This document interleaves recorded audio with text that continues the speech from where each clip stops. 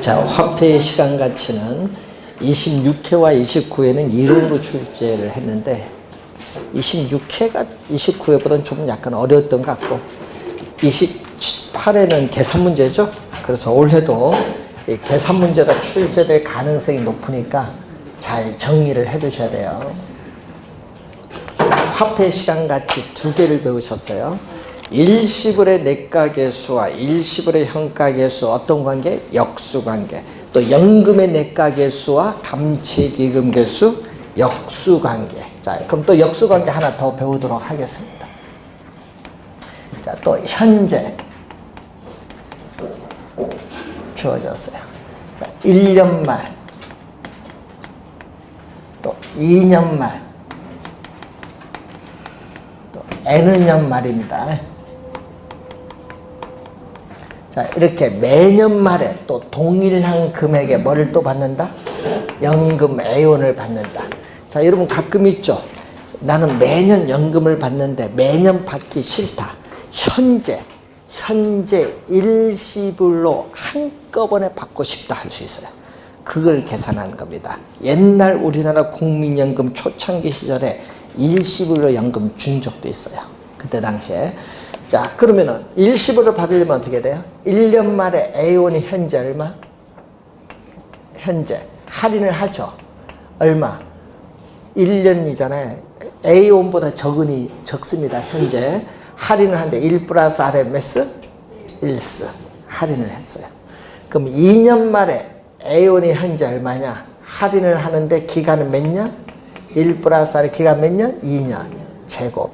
자, 이런 식으로 오면은 N년 말에 A원은 현재 얼마? A 1 플러스 R의 몇 스? N스. 이걸 다 더해주면은 이게 바로 현재 일시불로 받는 총 금액. 그럼 일시불로 받는 이 총 금액을 우리는 전문용어로 뭐라고 하냐 하면은 다 더해준 것을 연금의 뭐라고 하죠? 현재 가치라고 해. 그럼 다 더해주는데 A라는 공통되는 또 숫자를 묶어내면 얼마 나오죠? 또 1 플러스 R의 1승분의 1. 또 1 플러스 R의 제곱분의 1. 자, 이런 식으로 가면은 1 플러스 R의 N승분의 1 나오죠. 자, 또 이 수식을 또 계산하면은 안 되죠. 자, 이 수식은 또 등비수열입니다. 합구하는 건데, 자, 이것 때도 연금일 때는 뭐를 곱해준다? 연금일 때는 연금. 현재 가치일 때는 현재 가치 개수로 적어주면 돼. 그래서 매년 말 동일한 금액 연금 A원에 연금의 현재 가치 개수를 곱해주면 연금의 현재 가치를 구할 수 있다. 자, 이 내용이죠. 그래서 계산 문제가 또 연금의 현재 가치 구하는 문제 22회 시험에 또 계산 문제가 또 출제를 했었죠. 그리고 26회는 또 우리가 말로써 이론으로 출제했고 22회는 계산 문제. 그래서 우선은 연금의 현재 가치죠. 연금의 현재 가치 구하는 그러한 내용입니다. 여러분 이런 게 있죠. 상가 건물 샀어요. 상가 건물 샀는데 매월 임대료 수입을 100만 원 받아요. 매월 임대료 수입 100만 원 받는데 5년 후에 처분했을 때 매월 임대료 수입 현재 가치 얼마냐? 요거 구하는 거잖아. 매월 임대료 수입이 얼마? 매월이니까 1월 말, 2월 말 매월 얼마? 100만 원. 요걸 5년까지 받는데 현재 얼마냐? 그럼 할인해서 다 뭐 해주면 돼? 더 해주면 돼. 자, 그런 것도 우선 우리가 계산할 줄 아셔야 돼요. 뭐를 이용한다? 연금의 현가 개수를 이용하는 겁니다. 자, 이 수식에서 A는 얼마죠? A는 또 양변을 뭘로 나눠줬다? 양변을 또 빨간 수식으로 나눠주면 되는데 빨간 수식이 연금의 뭐라고 하죠? 현가 개수로 양변을 나눠줘요. 자, 그러면 이 수식을 뭐라고 하느냐? 이 수식을 우리는 전문용어로 또 저당 상수라고 해. 또 두 수식을 곱하면 얼마? 곱하면 1. 그래서 연금의 현가계수와 저당상수는 어떤 관계? 역수관계에 있다. 연금의 현가계수와 이 저당상수는 역수관계에 있다 얘기죠. 그래서 14회 시험, 16, 21, 26회 시험에 또 출제를 했습니다. 역수관계.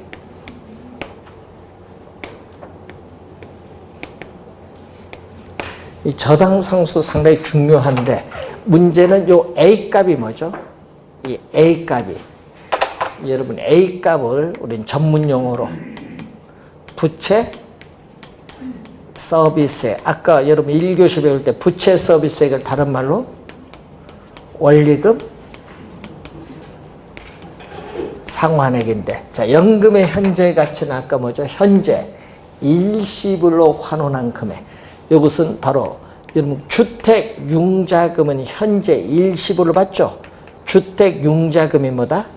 대출금. 연금의 현재 가치는 주택 융자금 대출금에 뭐를 곱해주면 저당 상수를 곱하면 원리금 상환액 구할 수 있다. 이 수식은 매년 출제되는 수식. 요거 모르면 큰일 납니다. 올해도 출제합니다. 계산 문제 풀 때 이 수식 모르면 안 돼요. 매년 출제되는 수식. 부채 서비스, 뭐 작년에도 당연히 출제했죠. 그런데 문제는 이 수식인데 이것은 우리는 뭐일 때? 원리금, 균등, 상환. 여러분 대출을 받을 때 돈을 갚아 나가는 방식, 원리금, 균등, 상환 방식인데 작년 시험에 원리금, 균등을 뭘로 출제했냐 하면요. 원금, 균등으로 출제해서. 원금, 균등이 아니라 뭐다? 원리금, 균등, 상환 방식. 작년에 또 말로 출제를 했고 또 이론도 출제했습니다. 이론도 출제하지만 계산도 나옵니다. 여러분 계산 문제 저 수식을 알아야 풉니다. 꼭 기억을 해둬야 돼요. 그래서 요거는요 올해도 출제하니까 꼭 암기하고 다니셔야 돼요. 원리금 균등 상환 방식이다 이렇게 보시면 되겠습니다. 자, 그래서 여러분 교재 그 222페이지에 거기에 중간에 보시면 상환 적용표가 나오죠. 매 기간의 저당 지불액, 저당 지불액을 뭐라고 한다? 저당 지불액을 원리금 상환액이에요. 저당 지불액을 원리금 상환액인데 원리금 상환액을 뭐와? 원금 상환분과 뭘로? 이자 지급분으로 나누고 원금의 미상환분, 원금의 미상환분을 다른 말로 잔금이라고 해요. 원금의 미상환분, 잔금을 하나의 표로 나타낸 밑에 있는 표를 뭐라고 한다? 상환조견표라고 해요. 밑에. 맨 밑에 잔금 나오잖아요. 저당 잔금. 자, 그래서 여러분 그런 표가 있는데 이것을 그림으로 나타낸 게 223페이지 그림이에요. 자, 그래서 이 저당상수 계산 문제도 시험 문제 우리 자주 내거든요. 저당상수 구하는 건 10회, 14회 시험에 우선 출제를 했는데 문제는 요 수식이 매년 출제를 하는 수식인데 또 요 그림도 이해를 잘 해야 돼. 자, 여러분이 원리금 균등입니다. 여러분 무슨 방식?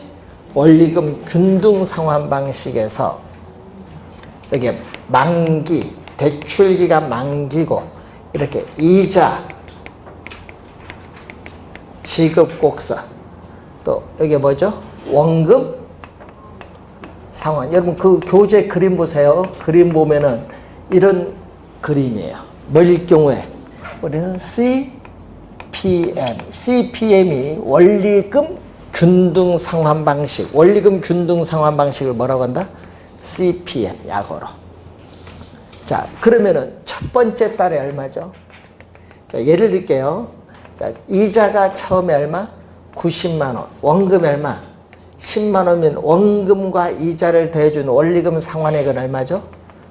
원리금 상환액은 100만 원. 그럼 첫 번째 달에 돈 얼마 갖고 있다? 100만 원 갖고 있어요. 자, 그런데 여기서 여러분이 또 우리가 확인을 해야 될 것은 기간이 여기 첫 번째 달에서 기간이 이렇게 지나가는데 여기서는 어떻게 돼요? 여기서는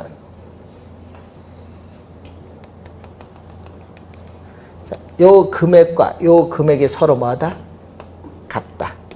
그래서 여러분 기간이 이 정도 지났을 때 원금은 이만큼 늘었지만 이자는 동일한 금액이 뭐한다? 줄었어요. 그러면 이때 요 이자가 80만 원이면 여기는 얼마? 20만 원. 그럼 합치면 또 얼마다? 100만 원. 이런 형태가 돼요. 그럼 이 점을 쭉 연결하면요. 이렇게 나오죠. 이게 바로 뭐죠? 원금 플러스 얼마? 이자. 원금 플러스 이자를 여러분 아까 원리금 상환액이죠. 이렇게 만기까지 대출 기간 내내 동일한 금액 얼마? 100만 원을 상환해 나가는 방식을 우린 전문 용어로 원리금 균등 상환 방식 개념.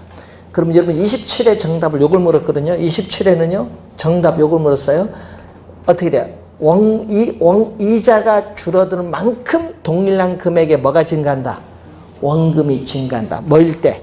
원리금 균등 상환 방식. 27의 정답 지문. 그 지문이. 그리고 28, 9에 2년 연속 나온 것도 요거 나왔죠? 기간이 경과할수록 대출금 중에서 원리금 상환액 중 원금 상환액은 점점 뭐한다? 증가하죠. 이걸 28, 9에 2년 연속도 출제한지. 하여튼 그림 보고 잘 이해를 해 두셔야 돼요. 자, 만기에 가까이 갈수록 원금 상환 곡선의 기울기와 이자 지급 곡선의 기울기는 뭐다? 급하다. 만기에 가까이 갈수록 급하고 어느 점? 이 점인데 만기에 약 얼마?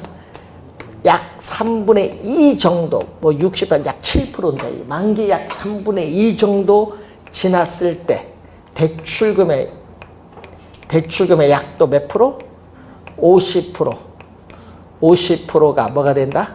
상환되었다고 볼 수 있다. 자, 만기에 약 3분의 2 정도 지났을 때 대출금의 약 반, 50%가 상환되었다고 볼 수 있다. 자, 이걸 기본적으로 이해하면은 우리가 다음 주에 금융을 배울 때 또 배웁니다. 한번 원리금 균등할 때 상당히 중요한 그림이에요. 잘 이해를 해 두시고.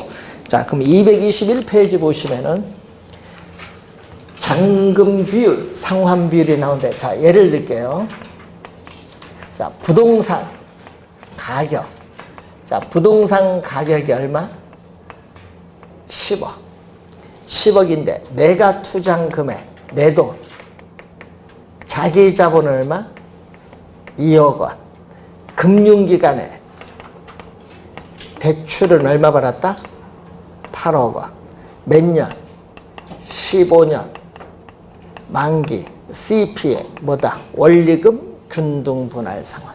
자, 15년 만기 원리금 균등 분할 상환 방식으로 대출을 받았어요. 자, 그런데 여러분 주택 융자금인 대출금을 만기까지 갚아 나가기보다는 중도에 주택을 처분하는 경우가 많아요. 15년 만기로 받았는데 몇 년 지나서 5년 후 처분을 하고자 해요. 자, 5년 후에 주택을 처분하고자 한다.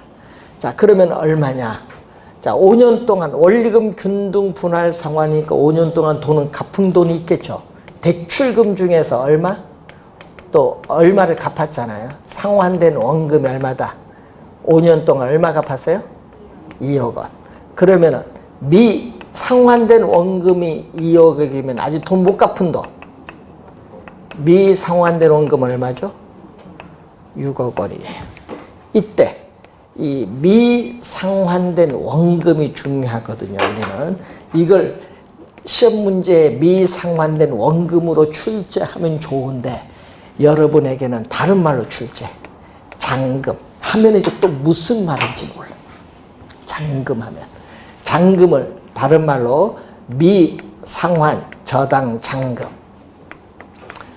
작년 시험에 미상환 저당 잔금이라는 말로 또 나왔죠. 이 미상환된 원금이에요.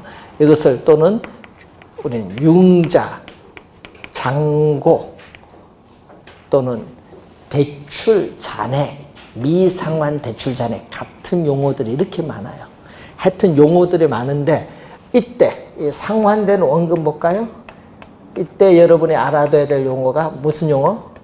상환 비율. 상환 비율은 대출금 얼마? 지금 얼마 받았죠?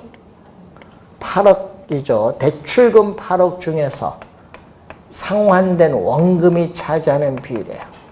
상환된 원금이 차지하는 비율 얼마죠? 2억. 그러면 4분의 1이니까 0.25. 100을 곱해주면 25%가 되겠고. 자, 그러면 여기서 시험 문제는 이제 요걸 주의하겠죠. 뭐다? 잔금 비율. 그래서 여기 용어가 어려운 거예요. 그래서 잔금 비율을 하면은요, 이게 용어가 많이 어려운 용어예요. 대출금 중에서 뭐가 차지한다? 미상환된 월금인데, 예? 이것을 우리는 용어인데, 이 개념도 출제했고, 계산 문제도 출제했어. 14회 시험은 계산 문제 출제했고요. 15회 추가 시험에서는 또 요 개념, 계산 문제는 14회, 추가 시험은 요 개념. 미상환된 원금이죠.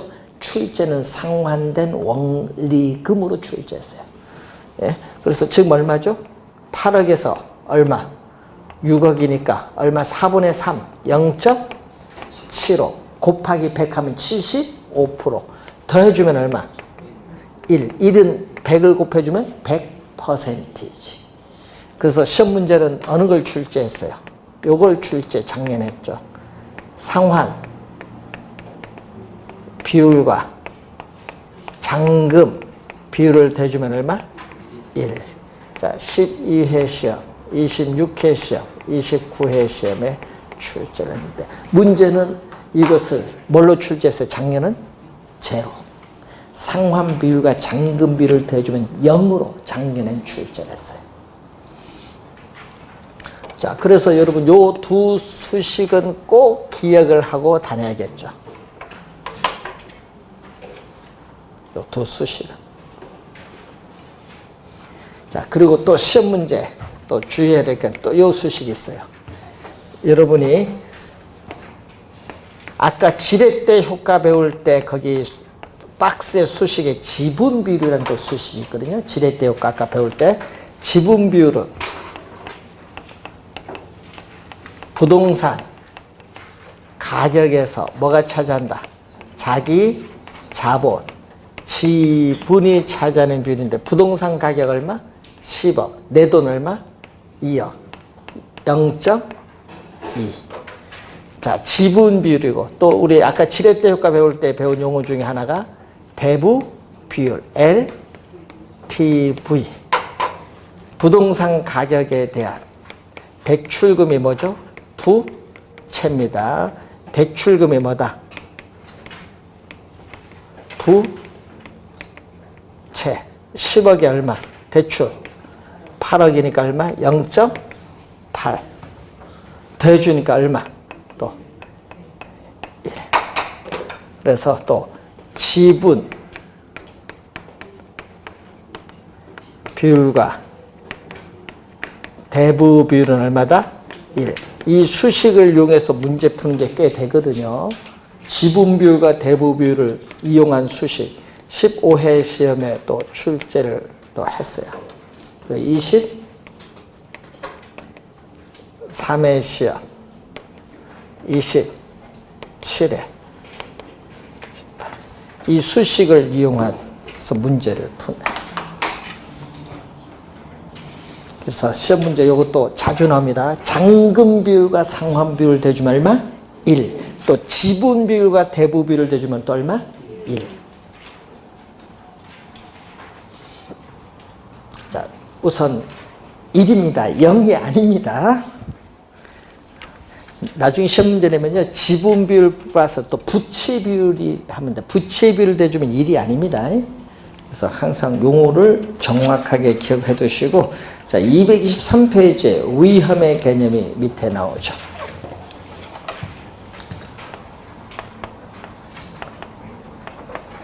위험은 리스크를 위험이라고 해. 리스크는 미래의 불확실성의 정도입니다. 그리고 우리는 주식시장에서는 변동성이라고 하고 또 경영학의 재무관리에서는 장래 기대되는 소득에 대한 변동의 가능성을 위험이라고 해요. 자, 불확실성의 정도가 크면요, 위험이 높아요. 반대로 미래의 불확실성의 정도가 작으면 위험도 낮다는 거죠. 자, 그래서 또 시험 문제 또 보시면은 이제 뒤에 가서 또 배우겠지만은 실련된 결과가 나와요. 자, 이 실련된 결과는 실현 수익률, 여러분 투자를 실제 한 이후에 달성된 수익률이고, 이 실련된 결과가 나오고 예상한 결과가 있어요. 여러분 예상한 결과는 기대 수익률이에요. 자, 미래에 예상한 기대 수익률을 얘기해요. 자, 기대 수익률을 6%인다. 자, 여러분 상가 건물 투자했을 때 미래에 예상되는 수익률 본인은 뭘로 예상했다? 6% 예상했어요. 그런데 실제 투자를 했는데 여기에 몇 프로 나왔다? 실제 달성된 수익률도 몇 프로? 6% 나왔어요. 6%. 그러면은 이때는 위험이 없었다는 거예요. 서로 같으면은 위험이 없었다. 자, 그러면 요 두 수익률의 차이가 바로 뭐가 돼요? 이 두 수익률의 차이가 위험이 돼요.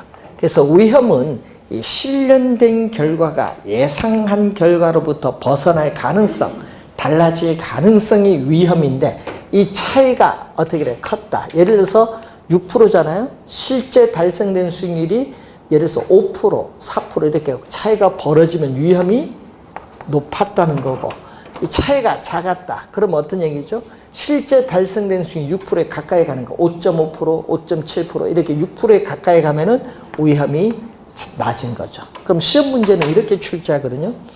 이제 실현 수익률이 미래에 예상되는 기대 수익률에 가까울 가능성이 가장 큰 투자는 아파트이다. 그럼 그렇게 말이 나오면은 실현 수익률이 기대 수익률에 가까울 가능성이 가장 크다 하면 위험이 가장 낮다 이 말이에요. 위험이 가장 낮은 투자는 뭐다? 이걸 OX 찾는 겁니다. 그래서 항상 요 차이가 뭐다? 위험이라는 걸 늘 염두에 두시면 돼요. 그래서 최근에 시험은 또 여기서 많이 나오대. 부동산 투자에 따른 위험의 유형에서 여러분이 최근에 시험에 자주 내대요. 여러분 5가지 배울 텐데 그 5가지를 우리 14회 시험과 23회 시험은 또 5가지를 다 출제를 했죠. 네? 위험의 유형 장르로 나오는데 하여튼 자주 출제를 합니다. 그래서 여러분 교재 224페이지에 우선 사업상 위험이 있어요. 자, 사업상 위험은 부동산 투자 사업 그 자체에서 발생하는 수익성에 관련된 위험이에요. 비즈니스 위험이라고 하는요. 경영. 사업상 위험은요. 비즈니스 위험 또는 경영 위험인데 여기에는 뭐가 있다? 3가지가 있어요. 3가지 중에서 시장 위험이라는 게 있거든요. 시장 위험. 자, 여러분 어떤 위험? 시장의 불확실성이 우리는 발생하는 위험. 시장의 불확실성에서 발생하는 위험이죠. 자, 여러분 부동산 경기 침체로 인해서 우리는 공실률이 증가하면서 임대료 수입이 어떻게 돼요? 줄어들면서 수익률이 하락한다. 이런 위험이 무슨 위험? 시장 위험. 시장 위험. 27회 시험에 또 출제를 했죠. 자, 그리고 운영 위험. 운영 위험과 위치적 위험. 요 2가지는 또 23회 시험에 또 출제가 되죠. 자, 운영, 말 그대로 운영하는 거죠. 근로자의 파업. 또 부동산을 운영 유지하는 데 드는 비용을 영업경비라고 하는데 영업경비의 변동, 예? 또는 임대료에 있어서의 뭐다? 연체 등 이 운영상에서 발생하는 수익성의 불확실성을 폭넓게 지칭하는 이런 개념을 무슨 위험? 운영 위험. 운영 위험. 그리고 위치적 위험은 위치가 고정되어 있어요. 부동산은 위치가 고정되어 있기 때문에 그 위치를 둘러싼 외부 환경의 조건에 영향을 받죠. 영향을 받아서 상대적 위치가 달라짐으로써 부동산 가치가 오를 수도 있고 내릴 수도 있어요. 상대적 위치가 달라지는 그러한 위험을 위치적 위험. 자, 이 위험이 사업상 위험입니다. 자, 그리고 금융위험은 작년에 박스로 주어졌거든요. 여러분, 작년 시험에 박스 주어지고 금융상의 위험 내용이 들어가서 이 위험에 어떤 위험이나 출제해서 작년 투자이론, 투자 문제 9문제 중에서 가장 쉬웠습니다. 29회 시험에 또 출제를. 금융위험. 여러분, 금융은 배웠잖아요. 이것만 알면 되네. 금융은 자금을 융통받았다. 금융기관에서 융통받은 자금이 바로 대출금이죠. 이 금융기관의 대출금이 많을수록 차입자의 원리금 상환 부담은 뭔다? 높아지면서 채무가 불이행될 가능성이 점점 높아지게 되는 위험을 무슨 위험? 금융위험. 금융위험. 그 개념을 출제했습니다. 작년. 금융위험. 자, 법적 위험이 있죠. 부동산을 둘러싼 법적 환경의 변화. 대표적으로 뭐죠? 토지 이용 규제의 대표적 수단인 지역지구제의 변경 가능성 여부라든지 정부의 정책, 재정정책, 금융정책 이런 거죠. 이런 정부의 정책의 변화로 발생하는 위험이 금융위험이에요. 금융위험. 자, 법적 위험. 자, 인플레이션 위험. 물가가 지속적으로 상승하는 현상이 인플레이션이잖아요. 그러면 인플레이션이 발생하면 전과 동일한 물건을 사기 위해서는 돈을 더 많이 지불해야 돼요. 그래서 물건을 구입을 할 수 있는 능력, 구매력이 떨어지거든요. 구매력 하락에 따른 위험. 인플레이션 위험은 구매력 하락에 따른 위험을 얘기하죠.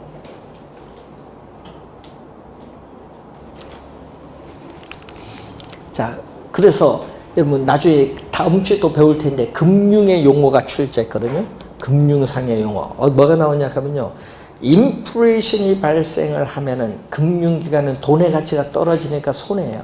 그래서 대출금리 인상을 통해서 누구에게? 차입자에게 인플레이션에 따르는 위험을 떠넘겨요. 이걸 이제 출제를 그 지문을 좀 많이 하는데 그 지문이 여러분 20또 7회 시험에 또 출제를 했어요. 자, 인플레이션 위험. 나중에 또 다음 주에 금융 가서 또 배웁니다. 그리고 또 유동성 위험이 있어요. 여러분 유동성은 황금성이에요. 여러분 유동성 위험은 황금성 위험이라고 해요. 자, 황금성은 아까 배우셨죠? 부동산을 처분해서 현금화하는 데 걸리는 시간이에요. 그래서 부동산을 처분하여 현금화하는 경우에 부동산의 시장 가치의 손실의 가능성을 무슨 위험? 유동성 위험. 자, 부동산의 정상적인 시장 가치는 4억인데 금 매물로 3억 2천만 원에 매각하면 얼마 손해봤죠? 8천만 원 손해봤죠. 그 8천만 원이 유동성 위험이에요. 그래서 유동성 위험 우리가 17회 시험에 또 출제, 작년에 또 출제 또 했어요. 지문상에 또 출제했죠. 뭐 14회, 23회는 당연히 출제를 하고. 그래서 아까 5개 배웠죠. 5개 위험을 14, 23엔 5개 위험을 문제 주어지고 틀린 거 찾아내라. 이걸 출제를 했습니다. 그래서 시험에 위험의 유형 자주 나와요. 그래서 좀 확인을 좀 해둬야 돼요. 별표 2개. 이건 나와서 틀리면 안 되는 겁니다. 이 위험은. 이런 거 틀리면 큰일 나요. 계산도 아닌데. 225페이지로 갑니다. 수익률. 자, 여러분이 하여튼 여러분 많이 사용하는 용어 아닌가요? 수익률. 예? 우리 수익률이 몇 프로인가? 실제 생활에서 많이 사용하는데 수익률을 구하려면 분모는 뭐죠? 내가 투자한 금액. 자, 부동산을 취득하는 투자 금액에서 순수익은 뭐예요? 총 수입에서 뭐를 빼면 돼? 비용을 빼면 되죠. 요 비율 곱하기 100을 해줘야 100을 해주는 건 뭐죠? 퍼센티지로 가는 건데 이 율은 퍼센티지 개념이잖아요. 100을 곱해주면 뭐가 나온다? 퍼센티지 개념이 나와요. 부동산을 취득을 하는데 투하된 자본, 이 투자 금액에 대한 순수익의 비율을 수익률인데 이 수익률의 종류가 몇 가지? 3가지를 묻는 문제. 14회 시험에 또 출제를 했었죠. 3가지. 3가지를 봤더니 뭐가 나와요? 우선 기대 수익률이 나오죠. 기대 수익률을 뭐라고 하냐? 예상 수익률. 예상 수익률. 투자가 이루어지기 전이니까 무슨 수익률? 사전 수익률. 자, 여러분 상가 건물에 투자를 한다고 예상을 해요. 예상할 경우에 얻을 수 있는 수익률을 얘기해. 그럼 여러분 예상한 거에 투자 안 했어요? 예상합니다. 그 투자로부터 수입 들어오고 나가는 비용이 있을 거예요. 그걸 고려하여 계산한 수익률이에요. 그러니까 예상 수익률이다. 그래서 여러분 가끔 있죠. 내가 저 상가 건물 투자하면은 예상되는 1년 후의 수익률이 한 6% 정도 나오겠다. 그럼 그게 바로 뭐가 돼? 기대 수익률. 예상 수익률. 투자하기 전이에요. 그럼 투자했어, 실제. 실제 투자하고 1년 지나서 수익률이 예를 들어서 5% 나왔다. 그럼 그게 무슨 수익률? 실현 수익률. 투자를 했기 때문에 뭐죠? 사후인데 이미 투자가 이루어졌기 때문에 뭐죠? 과거에 이미 달성됐으니까 뭐죠? 역사적 수익률이라고 해요. 실현 수익률을 역사적 수익률. 투자가 실제 했기 때문에 사후 수익률. 그래서 투자가 이루어지고 난 이후에 실제로 달성된 수익률을 실현 수익률이죠. 여러분 가끔 이런 게 있죠. 예상 수익률 6% 보고 투자했는데 실제 5%밖에 안 나왔다. 예? 5%밖에 안 나왔다. 이럴 수도 있죠. 그럼 뭐가 존재했다는 거예요? 위험이 존재했다는 거지. 예? 시장 상황이 변했다는 거예요. 갑자기. 자, 여러분이 요즘에 여러분 젠트리피케이션 한 게 있거든요. 요즘 여러분 어디 홍대 쪽 지나가다 보면 프레 같은 막 보여. 젠트리피케이션. 예? 영어로 아니고 한글로 젠트리피케이션 막 이렇게 적혀 있는 걸 보면은 그게 뭐냐 하면요. 건물이 이제 노후화되면서 그 지역이 점점 쇠퇴하는 거예요. 그럼 젠트리피케이션 해야 된다. 이렇게 막 붙여요. 그럼 다시 뭔가 재활성화 시키자 얘기인데 여러분 왜 젠트리피케이션 이런 용어가 나오냐면 그 지역이 쇠퇴가 되는 거예요. 상권이 활성화될 때는 괜찮았는데 문제는 임대료가 오르고 그 지역의 건물이 노후화되면서 점점 떠나요. 그러면 상권이 어떻게 돼요? 쇠퇴하면서 주변에 다른 새로 형성되는 상권, 신상권으로 옮겨가요. 예? 대표적으로 어디 요즘 홍대 쪽이 핫하다가 요즘 상권이 어떻게 주변으로 약간씩 가죠. 예? 그래서 요즘에 상권이 새로 형성돼. 저 어디도 그래요. 저쪽 예? 예, 테헤란 쪽도 그래요. 임대료가 너무 비싸니까 빠져나가는 거예요. 이제 봉은사 그쪽 빠져나가면 쭉쭉 빠져나가요. 상권이 죽어요. 그래서 여러분 조만간 2년 내에 대표적으로 죽는 상권 두 군데가 언제 아세요? 예? 동대문과 명동에. 상권 죽어요. 예? 지금도 많이 죽고 있는데 2년 뒤면 거의 죽어요. 예? 그래서 여러분 상권을 이제 형성하는 거 그게 다 관련돼 있어요. 수익률이 본인들이 예상한 수익률보다 점점 떨어지는 거야. 빈 공실이 생기는 거예요. 그러면 수익률이 당연히 떨어지죠. 자, 그래서 여러분이 실현 수익률, 예상 수익률, 요즘 상가 건물 투자할 때 주의해서 잘 해야 돼요. 예측을 잘 해야 됩니다. 요구 수익률 있죠. 요구 수익률. 개념이 14회 시험 요 3가지 다 출제했거든요. 개념. 요구 수익률은 27회 시험에 또 출제를 했어요. 요구 수익률은 항상 미래 불확실성에 투자하면 위험이 존재합니다. 항상 위험이 있다고 생각하는 거예요. 수익은. 그럼 위험이 있을 경우에 투자자가 자금을 투자함으로써 충족되어야 할 뭐죠? 최소한의 수익. 그럼 시험 문제는 뭘로 내요? 우리는 말을 바꿔요. 최대로 바꿔버립니다. 시험 문제는. 최소를 뭘로? 최대로 바꿉니다. 자, 27회 시험에 또 출제를 했었죠. 무슨 수익률? 최소한의 수익률. 여러분, 우리 말을요, 최소, 최대. 예? 요걸 진짜 자주 바꿉니다. 그 가장 높은, 가장 낮은, 뭐 이런 말을 좀 잘 바꾸니까 좀 주의해 두시고, 요 요구 수익률은 무슨 개념? 거기 봤더니 투자 안에 무슨 개념? 기회비용의 개념. 자, 기회비용. 자, 우리 경제 이론에서 진짜 요거 모르면 간첩이라 할 정도로 용어인데, 요거 외국에는요 6살, 5살 때부터 배우는 용어인데 우리는 여러분 지금도 모르고 있어요. 이게 뭐 중고등학교에서 금융, 투자 이쪽 강의를 안 하니까 우리나라는요, 예? 세계 OECD 국가 중에서 29개 OECD 국가 중에서 우리나라가요 투자, 금융, 지식, 상식이요 제일 꼴등이에요. 외국은 5, 6살부터 가는데 우리는, 예? 대학교도 안 가르쳐줘. 전공만 해야 할 뿐이지. 그러니까 이 문제가 심각해. 그래서 기회비용은 뭐죠?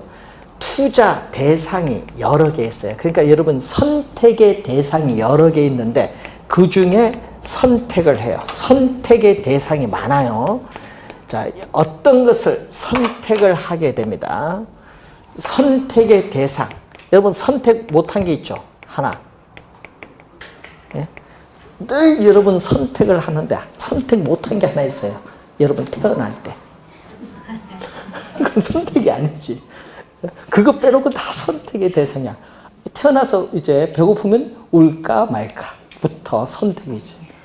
그 선택을 하면 뭐가 있어요? 포기되는 게 있어요. 포기. 선택의 대상이 여러 개 있기 때문에 선택을 했을 때 이 포기되는 것에 있어서의 뭐가 된다? 최대의 가치를 우리는 기회비용이라는 용어를 사용해요. 최대의 가치. 자, 그러면은 여러분 투자 대상에 있어서 여러분 상가 건물에 투자할 거냐, 예? 국채에 투자할 것이냐, 예? 또는 어떻게 돼요? 주식에 투자할 것이냐, 은행에 정기 예금에 투자할 거냐, 이렇게 보면은 자, 상가 건물에 투자했을 경우에 예상되는 연간 수익률이 7% 예상된다. 근데 국채는 얼마? 우리가 국채 2% 예상된다. 주식 4% 예상된다. 정기예금 우리가 3% 예상된다. 자, 이렇게 예상됐을 경우에 뭐가 높다? 상가가 높잖아요. 그럼 상가를 선택을 했겠죠. 자, 그러면은 상가를 선택해서 투자했을 경우에 기회비용은 얼마냐 이 말입니다. 그러면 상가를 지금 선택해서 투자했을 경우 기회비용은 포기는 요걸 포기했잖아요. 포기되는 것에 뭐 최대 몇 프로? 4%. 4%가 바로 기회비용이에요. 그럼 무슨 얘기냐면요. 상가 건물을 7% 예상하고 투자를 했지만 난 그 투자 금액에 대해서 못 받아도 최소 몇 프로? 4% 이상은 받아야 됩니다. 이 4%가 요구수. 최소한 4% 이상은 받아야 되겠다 이 말이에요. 그래서 기회비용 개념이 무슨 개념? 요구 수익률 개념. 그래서 여러분 이런 걸 잘 해야 돼. 기회비용. 자, 여러분 우리나라 대학생 그 고3 학생들이 제일 불쌍한 게 뭔지 아세요? 고3 학생들이 본인이 선택을 했는데 본인이 선택을 안 해. 대학교를. 누가 선택을 해? 부모님이 자기 인생 사는가? 그러니까 여러분 대학 잘못 들어갔어. 자기 전공 아니야. 다니다 보니까 요건 내가 여기 안 맞다. 또 바꿔보세요. 또 1년이란 여기 시간이 또 버리는 거야. 또 떨어져 보세요. 그럼 2년이 가는 거야. 요즘 삼수가 필수래. 아니, 우리 학생들을 얘기해 보니까 사수는 선택이래. 사수까지 하대요. 예. 저 우리 옆집에요. 연세대학교 2년 다니다가 3년 복학 다니다가요. 다시 포기하고 이번 또 시켰어. 4년째. 이번 2월달 발표를 하는데 이렇게 해서 묻지도 못해. 학교에. 그래서 이제 무슨 과 갈 겁니까? 이제 물었더니 이 처음에는 무슨 과 갔다가 다 포기하고 이제는 어디 간다? 이제 교원대학교 무슨 컴퓨터 공학 쪽, 선생님 되겠다. 그러니까 처음부터 잘 갔으면 돼. 그때 갔으면 합격했죠. 그때 당시 연세대 그과 가질 정도면 합격했는데 결국 어떻게 부모님이 두 분이 연세대 나와서 자기도 연세대 나와야 된대. 그게 어디 있어요? 이게 많아요. 선택을 못해. 왜 선택? 그러니까 이제 기회비용이 엄청 포기되는 가치가 너무 커버려요, 나중에. 여러분, 대학교 졸업하고 또 대학 간 사람이 있어요? 많죠? 학사 편입해서 또 갑니다. 그 왜 그럴까요? 잘못 들어갔으니까. 그 부모님 때문에 졸업은 해야 되겠고, 졸업하고 또 가. 그래서 요즘에는 이 선택을 처음부터 잘 해야 돼요. 선택. 포기. 여러분 공인중개사 공부를 선택해서 포기된 걸 뭐 포기했어요? 여러분 인생 1년 포기했어요. 그 화폐 가치로 따져보세요. 그래서 선택한 가치와 포기된 가치를 잘 비교를 하셔야 됩니다. 자, 여러분 교재 226페이지에 자, 기대 수익률. 자, 예상 수익률이거든요. 자, 기대 수익률과 요구 수익률인데, 자, 요구 수익률이 4%다. 자, 요구 수익률이 4%다. 근데 나는 투자로부터 미래 예상되는 수익률이 7%다. 그럼 투자를 할까요, 말까요? 예? 예. 아니, 최소한 수익률이 4%인데 미래 예상되는 수익률이 본인 보기 7%다. 그럼 본인은 투자할까요, 말까요? 해야죠. 요것도 선택 장애가 있습니까? 판단 빨리 해야지 투자를 하죠. 그러면은 본인이 예상한 수익률은 3%인데 최소한 수익률이 몇 프로다? 4%다. 그럼 투자를 안 하죠. 하더라도 최소 수익률보다 낮은데 안 한다. 이걸 판단하는 지문이 많이 나오거든요. 그래서 21회 시험에 최근 4년 연속 나왔어요. 지문상에. 최근에 4년 연속 출제하고 있어요. 기대 수익률, 요구 수익률 관계에서 요걸 묻는 거잖아요. 투자를 할 것인가, 안 할 것인가.